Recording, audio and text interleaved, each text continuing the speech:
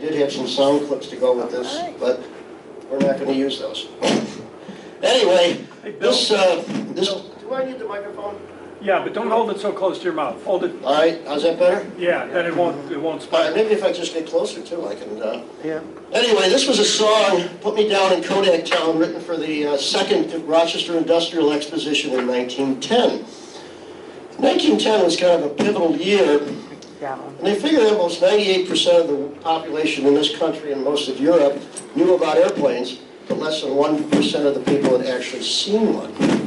So there was a lot of imagination about airplanes. And this particular song, I was going to play a piece of it. Put me down in Kodak Town, I'm looking for the city, the one that wears the crown. I've tramped around the world around. Put me down in Kodak Town, and I will call it square. Well, first of all, it's maybe not Kodak Town anymore. But the fact was, the song had nothing to do with flying.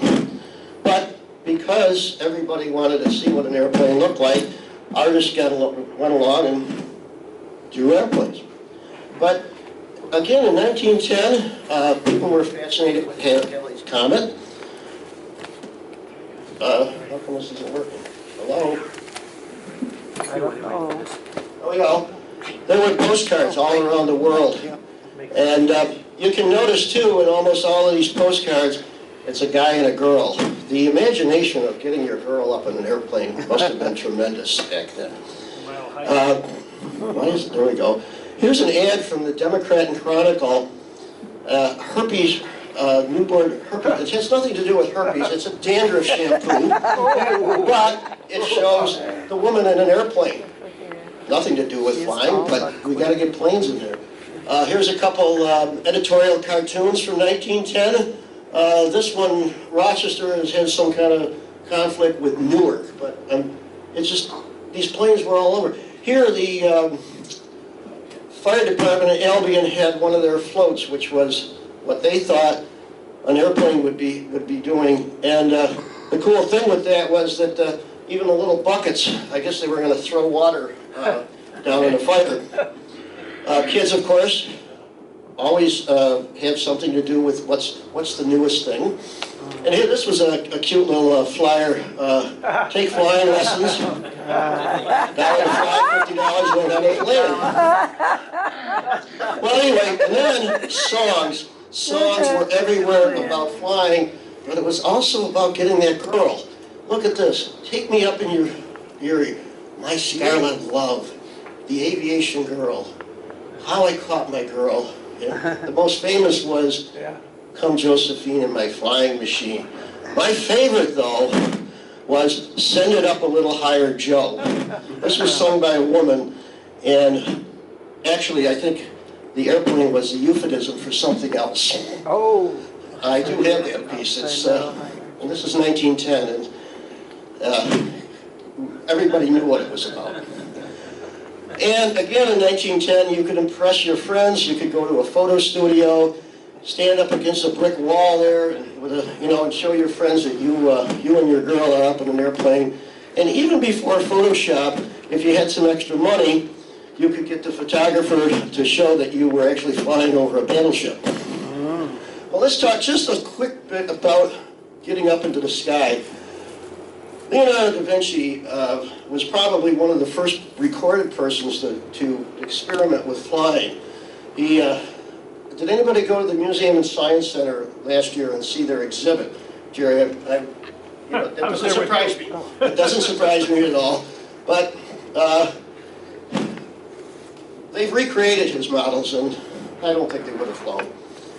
But actually, the first people in the world to get up in the air was the French Mandelier brothers in 1783, and they created a hot air balloon.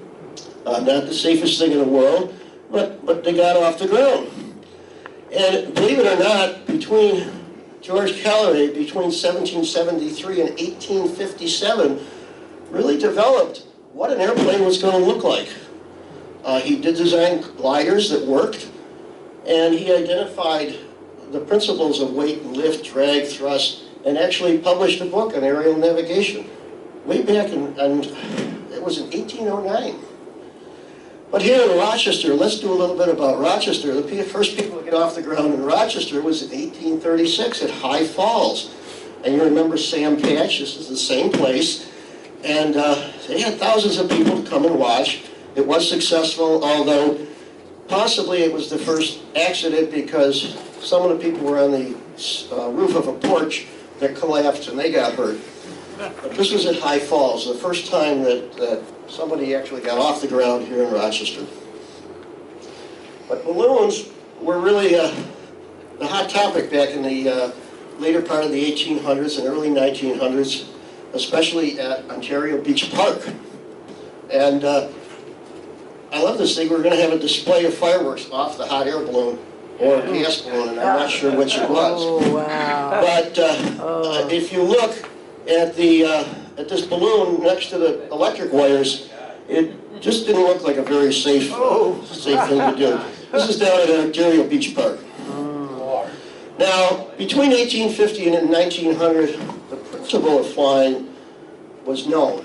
There was a lot of technical problems, and of course everybody knows about the Wright brothers, but there were a lot of other people working on flight. And there's Santos Dumont was doing, well, we don't have to read all the names, but here's some of these early renditions of airplanes. And why isn't this, there we go. Dr. Samuel Langley, who was with the Smithsonian Institution, was credited as being one of the smartest engineers and scientists in the world, and he was going to be the first to fly, and everybody knew that. So he flew off a boat and landed in the water, and his plane did not fly. That was in the late 1800s. And then there was this guy, John Cooley, here in Rochester, and here's a New York Herald magazine from 1896 telling about this guy in Rochester who's got this airship which is going to get off the ground. Here's a San Francisco newspaper, a similar article about John Cooley. I'm going to talk about him in a minute. Okay, but the first person in the world to actually have a controlled flight of any kind was Santos Dumont. At this point, he was probably the most famous person in the world, and he had a controllable dirigible, and he flew around the Eiffel Tower in a contest. And but those really weren't airplanes.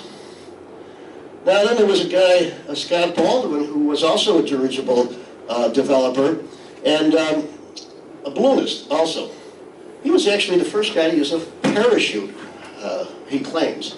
Everybody claims they were the first. And, but he wanted to buy some engines for his dirigible, a very lightweight engine, and this was the biggest problem with getting off the ground. Steam engines just weren't going to work for airplanes. So he went down to Hammondsport and talked to a guy named Glenn Curtis, and he ended up, Glenn Curtis didn't have an engine, so this guy bought a motorcycle and took the engine off, but Glenn Curtis said, Jesus, flying thing must be a pretty cool thing. And Glenn Curtis was a motorcycle builder and bicycle builder. Well, he would later on get into building airplanes with his own engines. But, of course, everybody knows this date of December 17, 1903, where the Wright brothers invented the airplane. They were brilliant people, but hundreds of people have been working on this. One of the things that they really did is they scientifically looked at the airflow and designed a better wing. They also were able to figure out control. But you think about this time in 1903, they needed an engine, so they made one. Like, could anybody here just from scrap make an engine? It just amazes me. But anyway, they kept this secret for a while because they wanted to get patents. They wanted to get a contract with the military in order to make money because they were good businessmen. But anyway, because of their flight, North Carolina Today says we were the first in flight. But they came from Ohio, so Ohio says they are the birthplace of aviation. But if you ever go down to Branchport, they are the cradle of aviation. But in Bridgeport, Connecticut, there was a guy named Gustav Whitehead, and he says, well, I flew 2 years before the Wright brothers, and this is my airplane. And there we go. But there's still today a lot of controversy. There were newspaper articles from back then about him flying. But nobody seems to be able to prove it. But in Branchport, Connecticut, there is a monument to him. And there it is. And it kind of, can you turn off the part of the lights here? Would that be easier? At least the front lights? Oh, anyway, that's better. So, the monument says first in flight. Yeah. But there was still controversy. Was he really the first one to fly? So 2 years ago, the Connecticut legislature passed a resolution that he flew before the Wright brothers. So nobody still knows, but Connecticut says that's what happened. And to get off the subject just a little bit, Branchport was also famous for another aerial flight type of thing. They invented the Frisbee. So let's get back to flying for a moment. The actual first public flight of anyone was Santos Dumont in Europe. And he first flew in October of 1906. And because I just did this in a library, I got to show some books that you could get at the library, or DVD. This is a DVD about Santos Dumont. And most of these stories here, you could write a book about each story. So here in New York State, in 1907, the Aerial Experimental Association was formed, and it was started by Alexander Graham Bell. We think of him in the telephone, but he was one of the major financiers of early aviation. And he connected with a guy named Glenn Curtis and another guy named Thomas Selfridge. Now, if you ever watched the shows, the Selfridges and PBS about the store, there's a quick relationship, but we won't get into that. But here's the guys, and because Alexander Graham Bell had all the money, he got a picture with his wife also. And they actually flew a plane in Hamptonsport in March of 1908. And they flew 318 feet, and they actually flew on the ice of Keuka Lake. And when I first started doing this, I think on March 12th, and Keuka Lake is frozen. Well, if you went down to Keuka Lake at the end of March last year, those trucks and those little houses, they were still ice fishing on Keuka Lake. So it does freeze, and does freeze late into the spring sometimes. So now we're into 1908. Oh, here's the group of that association, and then they even have their dog, and that's their airplane. So the first public pre-announced flight in the United States was not the Wright brothers, it was Glenn Curtis. He made the announcements, and everybody came to watch him fly over Keuka Lake in July 4th, 1908. Not to be outdone, though, Wilbur Wright had gone to France, because the people, the scientists in France, could not believe some local bicycle makers could fly. Well, he went there, he did fly, he had a controlled flight. People were amazed. And here is a picture of them in France, of him flying. His brother, though, in order to get this military contract, the military said, you've got to have a passenger in this plane.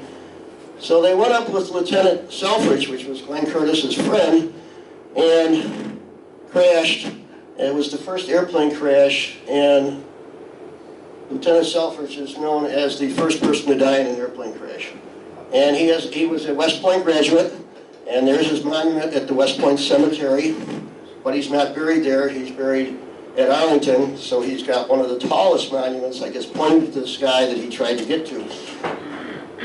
So, in June 17th and 18th, the Wright brothers came back. They got back together. They came back to Ohio and had this unbelievable celebration because they were now the world's greatest aviators. Well, there's a book about them, too. This is a great book about the Wright brothers. So at the same time they were coming back and having this celebration, there was a Dr. Green here in Rochester, and he was a dentist, but he built himself an airplane, and he's going to try to fly across Lake Ontario, but I don't think he's going to do that for a while, but here he is. And He did in June of 1909. He did get raised, he got up 100 feet, and he crashed. So we haven't gotten off the ground yet in Rochester, and it's still 1909. But in 1909, dirigibles were still the rage, and you could get thousands of people to come to Crittenden Park. I'll show you where that was later, and Ontario Beach Park. The promoters would hire these guys because you had to pay to come to the park. You had to take the train. So it was a big moneymaker for the parks. Here's a dirigible. I'm not sure if it's the safest thing in the world, but if you wanted to go up, you ran down this little catwalk to the back, and it would point itself up, and then if you wanted to point it down, you ran up to the front, your weight would... This is a beach park. Okay. So by late August of 1909, in France, they decided to have an international aviation contest. The Wright brothers didn't bother going because they knew they were the greatest in the world. Some of their planes went, but Glenn Curtis from Hammondport, he took an airplane there, and he won the major race. So he was pronounced as the champion aviator of the world, which kind of upset the Wright brothers. And there's a book about their conflict for the next number of years. The Wright brothers felt they invented anything that flew. So, okay, after that World Aviation Exposition, this was written in the Democrat and Chronicle.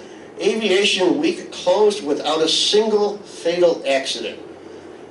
That kept a record. The kind of record will not help to make the airplane popular with the general run-of-the-speed maniacs. They'll have to stick to the automobile for genuine excitement. And okay. So, by December of that year, the Rochester Aero Club was formed with 65 members. We didn't even have a plane off the ground yet, and here's 65 people trying to build one and work together. By May of 1910, we did have a guy named A.H. Nichols. We found one article about him. He tried to fly and didn't quite work, but he was using a field owned by Herbert Wadsworth on Scottsville Road for that. And again in 1910, Glenn Curtis, who was down in Hammondsport, actually thought of Rochester as his manufacturing facility. And one of the reasons was the Elbridge Engine Company. And they were a major manufacturer of small engines. People that wanted to fly back then had very few choices for engines. They could go to the Wright brothers or Glenn Curtis, who weren't going to sell you an engine because they were building their own planes, or you could come to Rochester and buy your engine. Here's a book that they had in an ad, and you could buy the American Amateur Aviator book for only 6 cents. You could send away for that. Book looked kind of like this. That's one page of it. And here's where it was. If you know the Armory on Culver Road, the place did go out of business later on in the early 1900s. Unfortunately, all these amateur aviators who were buying and financing their engines didn't really have much money. So the company did go bankrupt. And it's right here where the Armory was. Their place was torn down and the Armory was built. There are several engines that still left. And the little New England, Glenn Curtis has an old rusty engine from Elbridge. The New England Air Museum in Connecticut has kind of a nice looking one. And the Smithsonian, you can tell who's got the money because they got one that looks like it's never been used. And this is just a postcard I got. This is from Clyde Cessna to the Elbridge Engine Company. Everybody's heard of the Cessna airplanes. And his very first plane that he made, this is what it looked like, came with a Rochester engine from Elbridge Engine Company. Okay. By May of 1910, though, this is where I started in 1910, Glenn Curtis, he flew to Albany to New York. So he was the first person to fly over a river or water, the first city-to-city flight, the longest flight in American history, the first airmail service, and I'm not sure how that worked. Probably he just took some letters instead. And so this was the flight that really made American aviation and got people really excited that maybe this airplane thing is really going to work. And right after that, they made a song about him, King of the Air. So the Rochester Aero Club, they were using some field at the Old West High. It was not adequate. So our Dr. Green, who was still trying to fly, suggested they find a better place. And they decided to lease some land from Wadsworth on Scottsville Road. It was a nice, empty, flat field. Dr. Green did eventually, in June of 1910, get off the ground. And first flight of a heavier-than-air flying machine in Rochester. There was an Everett McNatt. He made a short flight from the grounds on Scottsville Road. He was credited as the first successful flight by a machine made entirely in Rochester, because he said Dr. Green's plane was only assembled in Rochester, and these guys always want to be the first with something, and they got to qualify that. There was Eugene Healy.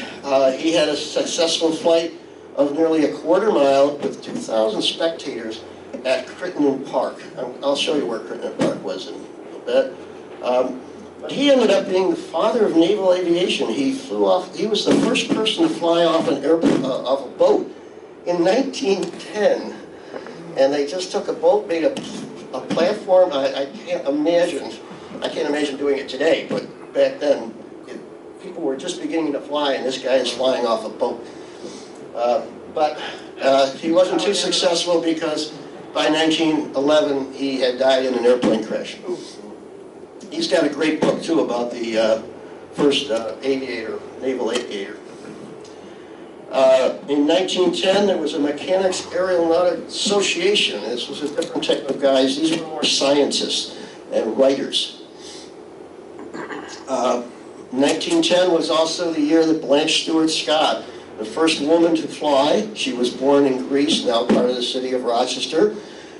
She was quite the woman, and she convinced Glenn Curtis that she should fly. And of course, Glenn Curtis wasn't too crazy about women flying, so he put a governor on the plane so she could just run around the track, and she'd have nothing to do with that. She took the governor off and started flying. But then he realized the business future of this, because people would pay to see a woman fly. She's buried in Riverside Cemetery. And there's a model of her at the airport, made by the Geriatrics Pilot Association. And of course, there's a book about her. She also, before she flew, drove across the country as a advertisement for an auto company. And there is a book that they wrote after. She went with a reporter, and they wrote a book called 5,000 Miles. And that's actually online at the Rochester Library. You can get that book online.